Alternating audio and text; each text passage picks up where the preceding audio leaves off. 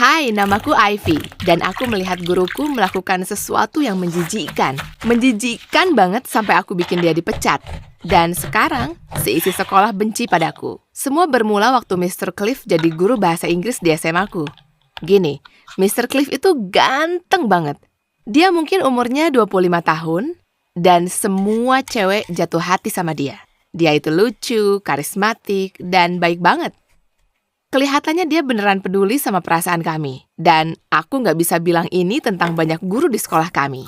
Ada rumor yang beredar, katanya Mr. Cliff bakal ganti baju di ruangannya waktu jam makan siang, waktu di sekolah udaranya lebih hangat. Aku dan sahabatku Macy sedang duduk dengan cewek-cewek lainnya, ketawa membayangkan dia kayak apa tanpa baju. Aku pikir dia memang ganteng, tapi aku agak terganggu karena semua orang ngomongin itu. Gimana pun juga, dia guru. Besoknya, waktu makan siang, Macy lari ke aku sambil nangis. Dia panik dan bahkan kesulitan bernafas.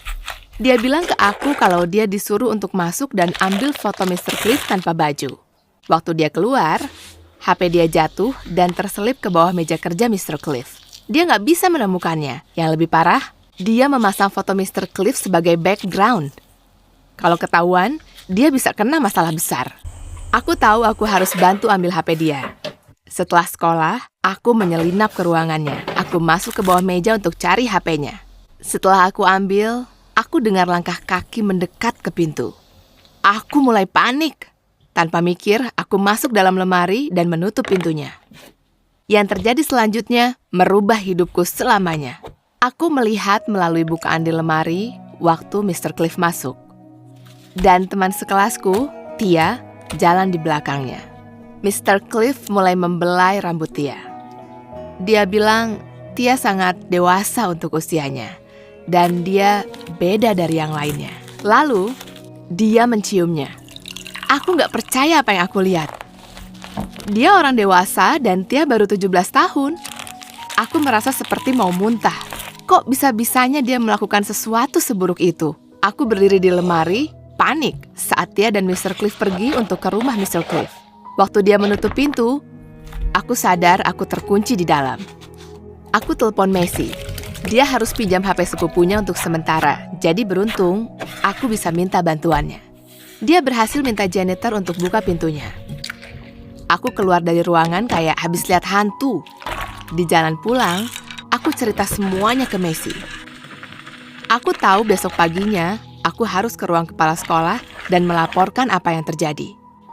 Tapi Macy bilang kalau aku nggak bisa. Dia bilang Mr. Cliff guru terbaik di sekolah kami.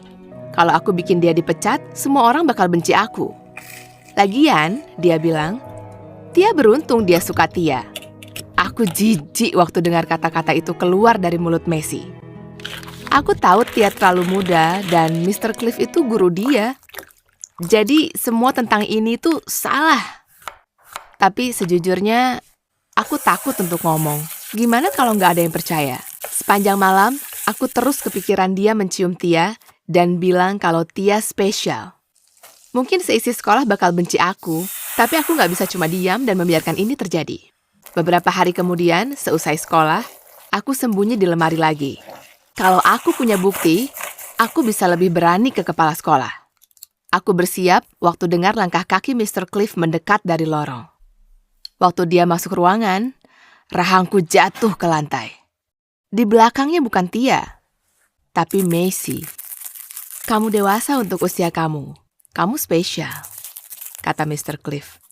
Aku mau keluar dari lemari dan menanamkan cakarku padanya.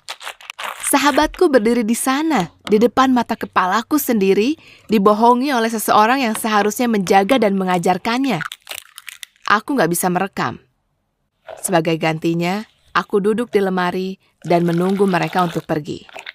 Saat aku dengar mereka menutup pintu, aku keluar dari lemari. Hanya saja, ruangannya nggak kosong. Mr. Cliff berdiri di ujung. Matanya melotot besar. Aku nggak tahu harus apa, jadi aku membeku. Dia bilang aku nggak melihat apa yang aku pikir. Selama beberapa detik, aku berpikir untuk setuju saja dan pergi. Tapi aku tahu aku harus melakukan apa yang benar. Aku bilang dia memanipulasi cewek-cewek di sekolah kami, dan apa yang dia lakukan itu ilegal. Dia nggak bilang apa-apa. Tapi dia jalan dan mengunci pintunya. Aku mulai berjalan ke arah jendela, jantungku berdegup kencang. Apa dia bakal nyakitin aku? Dia bilang kalau dia peduli pada Macy.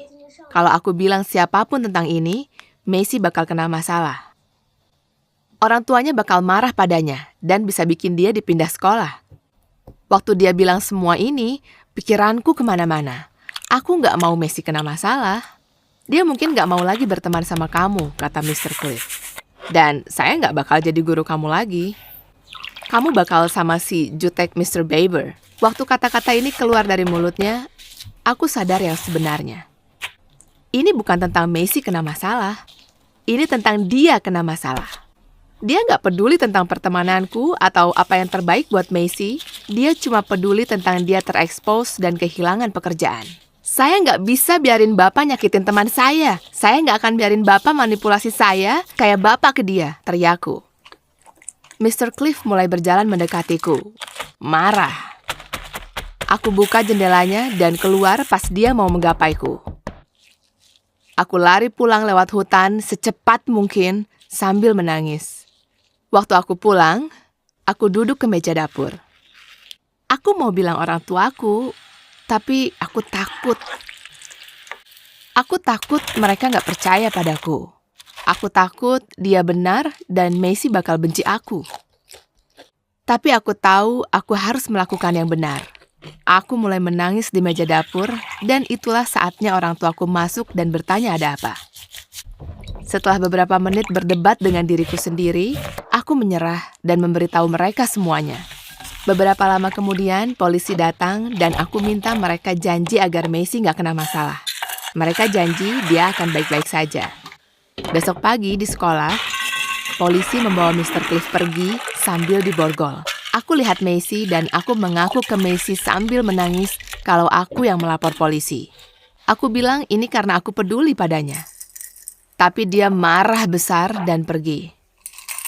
Dalam beberapa jam, seisi sekolah tahu aku penyebab semua ini, dan mereka membenciku. Aku terus bilang pada diriku sendiri kalau aku melakukan hal yang benar, walaupun rasanya nggak seperti itu. Beberapa hari kemudian, kebenarannya mulai keluar. Mr. Cliff melakukan ini ke perempuan yang berbeda hampir setiap hari. Dia bilang hal yang sama, dia menawarkan kebaikan, bilang kalau mereka spesial, dan memanfaatkan mereka. Ada lebih dari 50 perempuan yang terlibat dengannya. Yang lebih gila lagi, Mr. Cliff bukan nama aslinya.